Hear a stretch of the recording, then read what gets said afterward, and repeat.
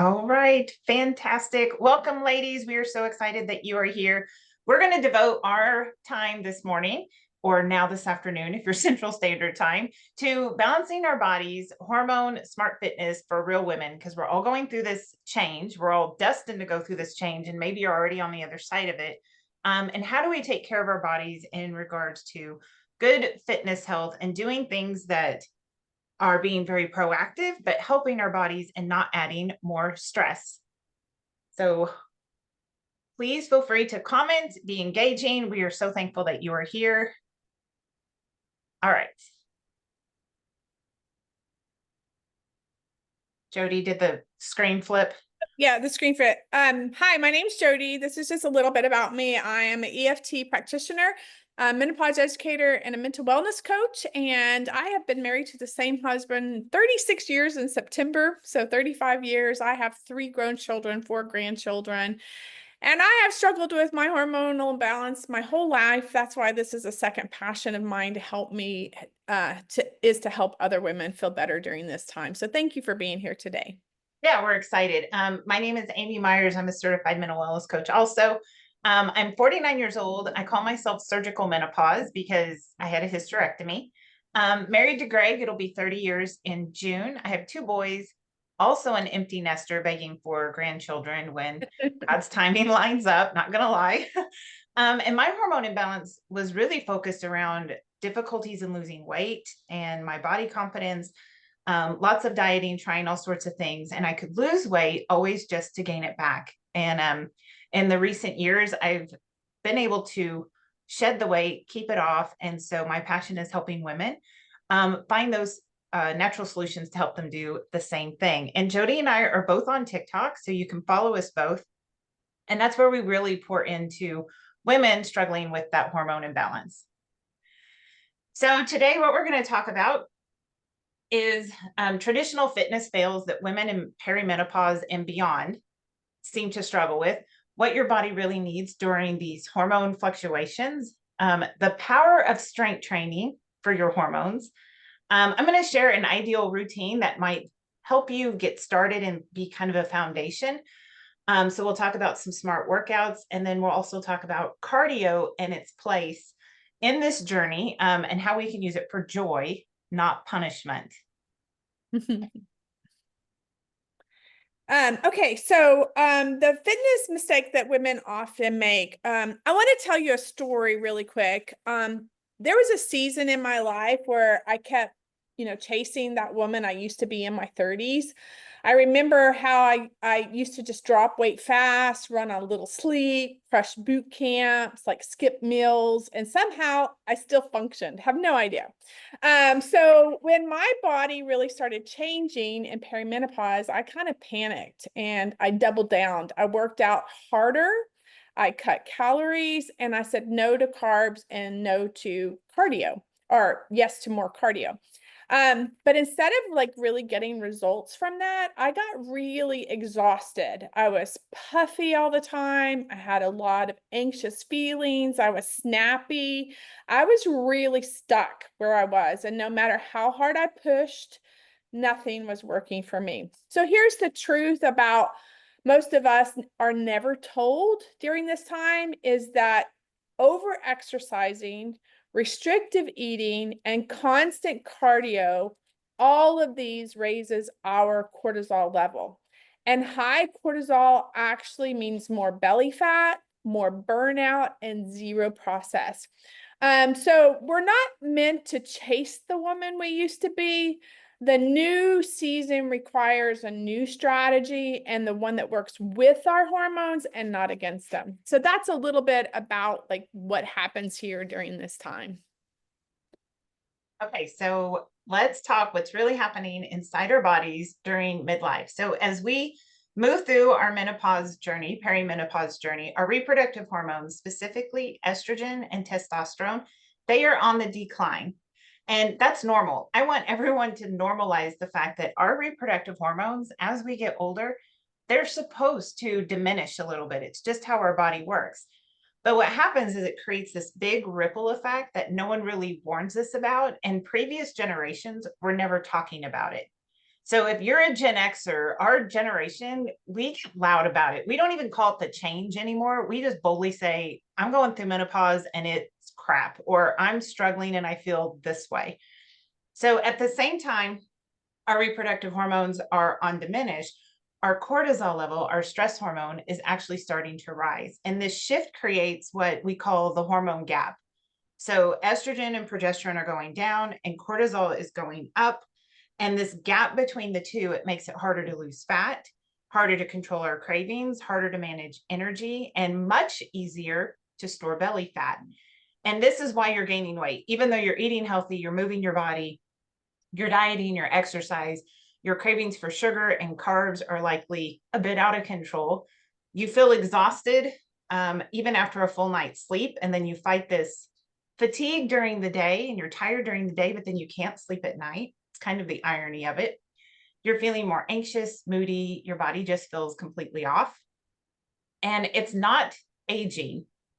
And it's not just in your head, it's a real biological shift that's happening. And once you understand it, you can actually start working with your body instead of always feeling like your body's fighting against you. And I actually believe that's a whole myth that our body is fighting against us. I don't think our bodies were designed to do that.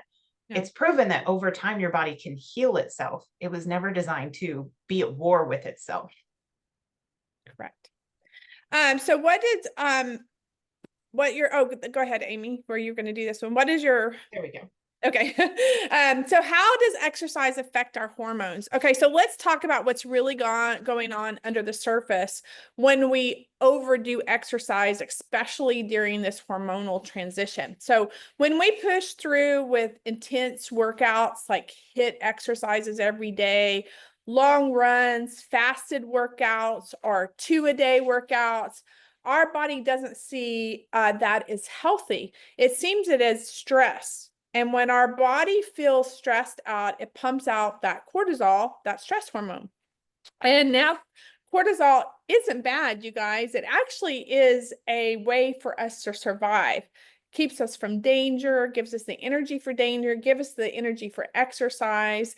And it actually is an anti-inflammatory. But the problem is when it stays too high day after day.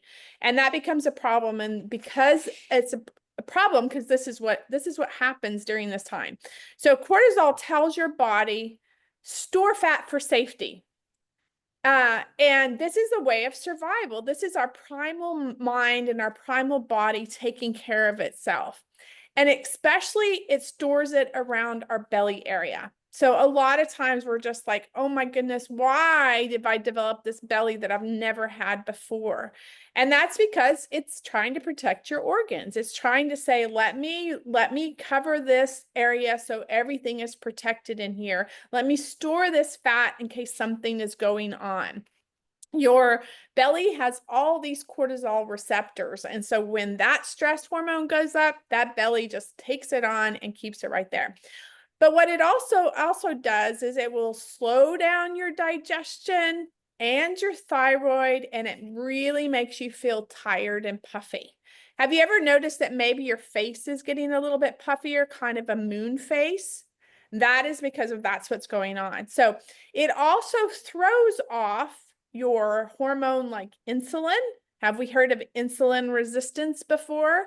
And this is because we become very sensitive to it during this time because of cortisol. It will also throw off that estrogen and progesterone and testosterone because cortisol pulls from progesterone when it's made. And when that is higher, it's really hard to balance the rest of our hormones. So this keeps your nervous system in something that's called fight and flight, meaning that your body really never recovers from having that stress hormone being put out. It never is able to process that stress. And this is what we call hormone chaos, and why it can be really hard. It can be so hard, working so hard, and you still feel like you're going nowhere, that nothing's changes, no matter how much diet you do, no matter how much exercise you do, no matter what you do, you feel like it's going nowhere. So during perimenopause and menopause, your body is already under this stress. I think Amy talked about that hormone gap, that estrogen, progesterone, and testosterone are going down. And so it creates this stress level. And your body's trying to recapitulate. It's trying to figure out, I need to regulate. How do I do this? So piling on more intense workout, working out more, eating less actually does the opposite. And this is why less is more during this season. And I actually like that. I do too. It's almost like it's not a get free pass, but it's just like, oh, I don't have to be so hard on my body. I can be more Yeah, gentle. absolutely. Okay, so let's shift gears now and talk about what your body really needs during this season of life, because it's not harder workouts, just like what Jody was talking about, and it's not eating less and restricting calories. We still have to be fueling our body, and it's definitely not more stress. So it's a smarter, softer, science-backed approach that supports your hormones instead of fighting them. So let's talk about lower cortisol. First and foremost, we need to get cortisol under control. So high cortisol is going to block the body's ability to lose fat. It disrupts sleep, causes cravings, and drains your energy. To lower cortisol naturally, your body needs more gentle movement like walking, stretching, strength training. Jody is a huge fan and has blessed me with this deep breathing throughout the day where we really fill our lungs and belly and everything and just reset the central nervous system. I absolutely love it. Prioritizing sleep, saying no when your body needs to rest. So being very open and honest and just saying, I have to rest, or I want to rest, or I'm going to sit for 15 minutes, or even take a power nap, but just allowing your body to say what it needs and then you gifting that to them. And then creating small moments of joy and laughter every single day, whatever that is for you, find that joy every single day. Okay, stabilizing blood sugar. When blood sugar is constantly spiking and crashing, cortisol goes up. Insulin resistant develops and fat loss slows way down. So to help stabilize your blood sugar, we want to make sure we're paying attention to our diet, protein, healthy fats, and fiber with every meal. And we know this, it's just a balanced diet. Jody and I do not proclaim to support one diet over the other. I think in different phases of our life, something may have worked really well. But if we're including healthy fats, proteins, and fiber at every meal, you're getting a very balanced diet. Typically eat within that 8 to 10 hour window most days. You can call it intermittent fasting, but at times, if you are stretching that intermittent fasting window to 14, 16, 18 hours, you're creating stress on the body. So we recommend a shorter time frame. And even if you go 12 hours without eating, you're letting your digestion system rest and helping balance blood sugar. And then, of course, avoiding those sugary snacks, the heavy processed foods, especially processed carbs, staying hydrated throughout the day, not skipping meals also helps stabilize blood sugar. And if we have stable blood sugar, it also means we have stable energy and stable hormones. Okay, lean muscle support. So lean muscle is going to help support your body's metabolism. Think of it as your body's best friend. After 40, we naturally start to lose muscle, especially if we aren't actively building it.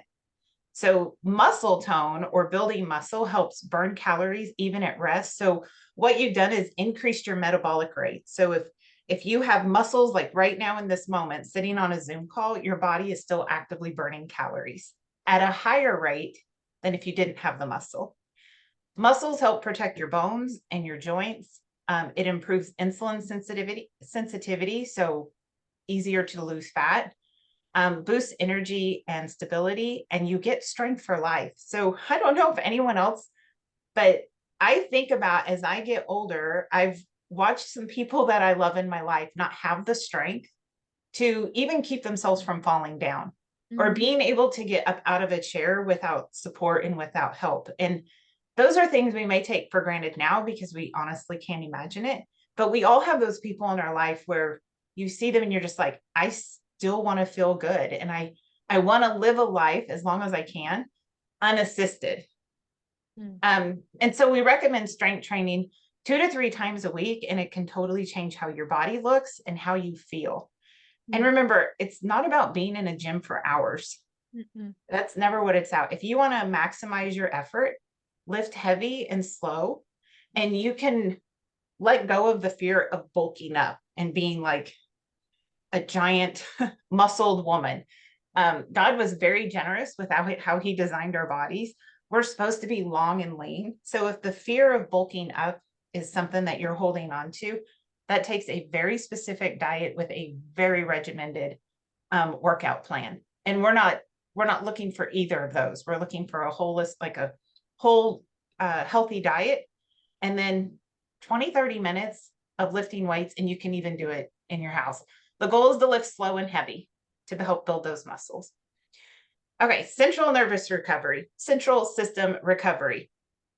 Here's something that we rarely hear about. Your body cannot heal, burn fat, or balance hormones if it is stuck in this fight or flight mode, like Jody talked about. It's always in this protection mode. We have to prioritize recovery. And that means getting enough sleep, 7 to 9 hours, helps your body reset at a hormone level. And I know some of that may sound like a dream, especially if we still have children at home, but prioritizing that, even making a small effort in the right direction, can greatly help recovery process. 5 to 10 minutes of breathing, meditation, just being still is a big part of recovery. Embrace slower mornings where you can. Give yourself permission to not always be productive. Rest is actually being productive and healing. And then joyful movement. Joyful movement is so good and it feels good. It should make you feel alive and connect to your body. And it should not be used as punishment. So walking outside, walking your pets, walking with a friend, dancing in the kitchen, even if it's, even a little swaying will bring a smile to your face. Swimming, hiking, playing pickleball, stretching, doing gentle yoga at home, all of those things are gentle on your body, but super effective. And when we do cardio for joy, we're likely to stick with it. Literally think anything that will bring a smile to your face is going to be the right exercise for you. So when you choose movement for joy instead of punishment, your cortisol drops, your serotonin raises, and your body starts working with you again. So I went over a whole lot: lower cortisol, stabilized blood sugar, lean muscle support, nervous system recovery, and joyful movement. When you focus here, you're no longer fighting your body, you're healing it. And when you heal the body, you improve fat loss, energy, strength, and confidence. And these things just naturally follow. Awesome. Thank you, Amy. That was really great. So what are the benefits of strength training? So strength training to me was a game changer, especially as a woman in midlife, because it boosts your metabolism, just like Amy was saying, and it does it without raising that cortisol, like hard hit exercises or running or doing really extensive cardio. So it helps build your lean muscles so you burn more fat even when you're resting, like Amy said. It also improves that insulin sensitivity. So this is a big word that's being used out there a lot, especially when we may be taking some synthetic things to lose weight and stuff like that, and we want to help with that blood sugar. This actually helps with that. It helps with that insulin sensitivity, helps you with cravings, and helps you with that huge blood sugar swing. It also is a big thing is it helps with your bone health. It is one of the biggest things that you can do at this time to keep your bones healthy. Like Amy was saying, we want to be able to do things unassisted, and by keeping our bone health up is really important. Bone health degenerates when our estrogen starts to drop. And so during perimenopause into postmenopause, we're having those lower estrogen drops. And so we need to do what we need to do to be able to keep that bone health. So it gives you a lift in confidence. I can actually remember when I first started in perimenopause, when I actually felt that weakness, when I started to feel weak in my muscles. I started feeling like an older lady, and I just decided at that point I did not want to be that person. So this helped me build confidence in myself, confidence in still being able to lift things and do things without having and having energy from it. Okay, so I do want to touch on this really quick, that when we talk about cardio, I love that Amy talked about cardio for joy, because that does wonders for your body. And even though this doesn't have to deal with the benefits of strength training, I have to tell you, ladies, how beneficial walking is for you. Even some of the other things that we mentioned, like yoga and some of the somatic exercises, are so good. But what walking actually does, not just is benefits your cardio, your heart, but you're actually using both sides of your brain when you walk. And what that does is actually telling your nervous system that you no longer need to be producing that cortisol at that moment. So when we're walking and we're enjoying what's around us, even if it's on a treadmill, if you're, looking around you, letting your body know it's safe, you're actually supporting your nervous system and telling it it doesn't need to produce that cortisol. And just as Amy said, it helps with blood sugar. So I'll give you a little trick about walking. Do 10-minute walk after each meal. It will help with your blood sugar and balance it so you don't have those spikes that we were talking about and become insulin sensitive. So you don't have to go hard to get results. You just need the right kind of movement, simple, consistent. Be kind to your body. This is how we get real progress without burnout. Yeah, I love it. And I took her advice of walking 10 minutes after I eat. And there's something about just things seem to move easier because Mm-hmm. it's not all just stuck in the gut. Yeah.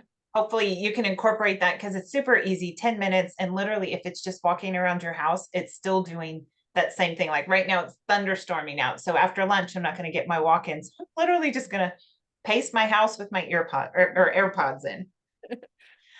Okay, so where to get started? I want everybody to promise themselves that this is not going to be all or nothing. That if you adhere to some kind of smart workout plan to help your hormones, you're not going to be hard on yourself if you miss a Monday or you don't make something happen on Thursday.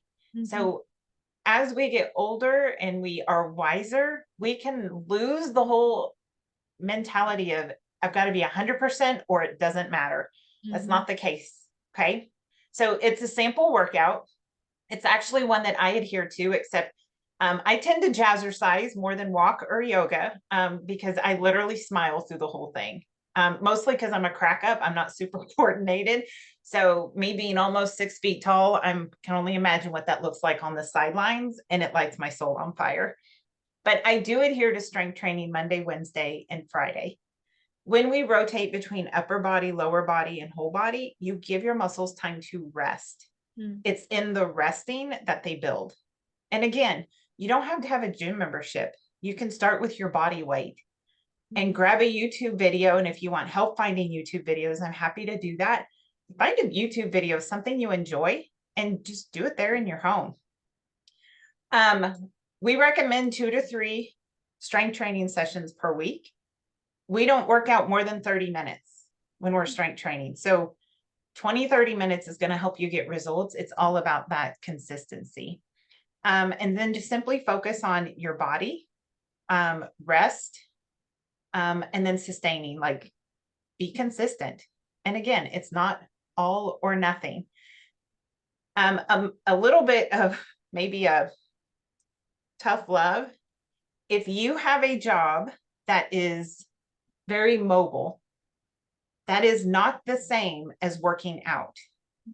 So when I was a teacher, I worked with a whole lot of teachers that say, well, I walk around all day. We did, and we do. But working out is not the same as walking around your classroom or walking to the copier or whatever your job entails. Working out is a set time aside where you're gifting your body time. And there comes a different mentality with that. So cardio is joy, not punishment. Joyful movement reduces cortisol, and what feels good is good for the body. Okay, and then we have something fun for you.